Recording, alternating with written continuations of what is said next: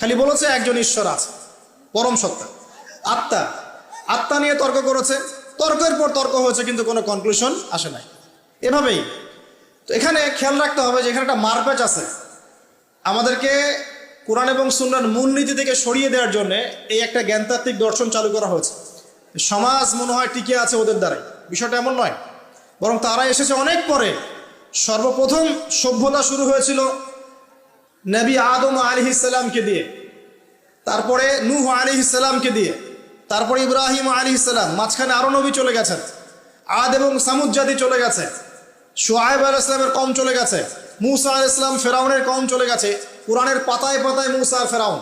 এই যে আপনি রাজি রাহিমাহুল্লাহ তার বইগুলো পড়ে দেখেন, ইমাম গাজ্জালির বইগুলো পড়ে দেখেন, ফিলোসফির মূল থটসগুলো তারা দিয়েছিলেন। এখন কি হয়েছে, এগুলোকে সরিয়ে দিয়ে আমরা পশ্চিমা দর্শনগুলো চর্চা করি যেহেতু, আর সবাইকে গিলানো হচ্ছে এগুলোই সভ্যতা, এর বাইরে কোনো সভ্যতাই ছিল না। যে সভ্যতা এখনো ছেলে ছেলেতে বিয়ে করে, এরা মানুষকে সভ্য বানাতে চায়। দুর্ভাগ্য এখানে, ওরা এখনো ছেলে ছেলে বিয়ে করে এবং বলে যে এটা হচ্ছে বাক স্বাধীনতা, ব্যক্তি স্বাধীনতা, ব্যক্তি স্বাধীনতা। তো যে কওমে লূতকে এই সমকামিতার কারণে আল্লাহ পাক মাটিটা উপরে তুলে আবার ধসিয়ে দিলেন, ওখান থেকে আমাকে এখন মানবতা শিক্ষা শিখতে হচ্ছে।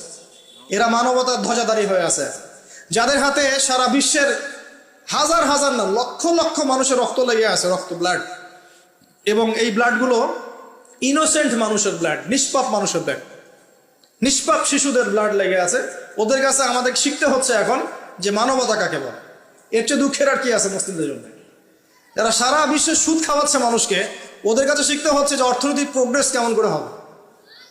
কথা বুঝতে পারেন না হয়তো, বুঝবেন ইনশাল্লাহ একদিন।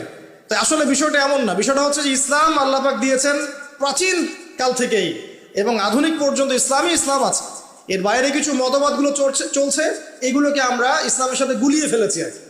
কারণ এগুলোর বাহ্যিক চাকচিক্য আছে, দেখে মনে হয় যে বস্তুবাদী সভ্যতা, mills and factories and finance, economic sector অনেক স্ট্রং, অনেক মিলিটারি পাওয়ার, পারমাণবিক ওয়েপন্স, এগুলো দেখলে মানুষের চোখ ধাঁধিয়ে যায়, মনে হয় যে বাপরে বাপ কি একটা অবস্থা, তাই না?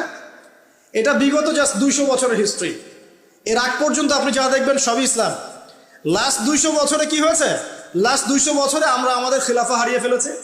মুসলিম যুবকরা নামাজ ছেড়ে দিয়েছে, সুন্নত ছেড়ে দিয়েছে, কোরআন থেকে আমরা দূরে সরে আসছি। ইসলামের দায়িত্ব দিয়ে দিয়েছি শুধু আলেম ওলামার কাঁধে, তারাই ইসলাম পালন করবে, আমরা এর মধ্যে নাই। ঠিক আছে, আমাদের মা বোনরা পর্দা ছেড়ে দিয়েছে, হাজরার মতো স্ত্রী নাই ঘরে, ইব্রাহিম ইসমাইলের মতো সন্তান হচ্ছে না, ইব্রাহিমের মতো পিতা নাই, সন্তান হচ্ছে না। বস্তুবাদী, সারা জীবন দুনিয়া নিয়ে ব্যস্ত, বাড়ি গাড়ি, টাকা করে স্ট্যাটাস, দ্যাটস অল। আমাদের এখন চিন্তা